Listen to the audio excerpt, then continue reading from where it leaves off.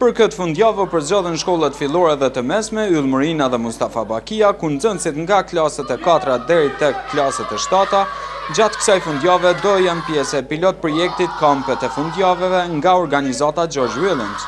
Qendrim Luka tregon se qëllimi i këtyre aktiviteteve edukativo-argëtuese nëpërmjet lojrave është të informohen mbi virtytet si vlerat morale.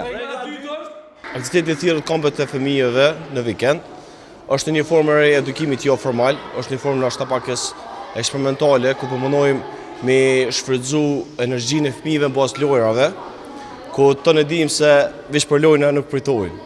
Vërtytet apo vlera morale ose disa subjekte që këta për fëmijët i nevojiten në ndërtim të karakterit, po mundohemi të transmetojmë bazë lojrave, që ata të kënaqen dhe të mësojnë diçka. Përkundër faktit se kishin ditë pushimi, thirrjes së organizatës George Williams ju përgjigjen shumë nxënës dhe siç duket u argëtuan shumë. Unë jam shumë i kënaqur që janë ardhur këto aktivitetet nga këto organizata dhe këtu mu kënaq me lut. Mua më pëlqejnë shumë aktivitetet dhe jam e gëzuar që erdhen në shkollën tonë kjo organizatë dhe më pëlqen shumë.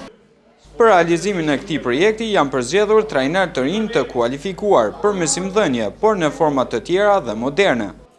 Ky pilot projekt është duke u realizuar në bashkëpunim me Drejtorinë e Arsimit të Gjakovës dhe po tregohet i suksesshëm.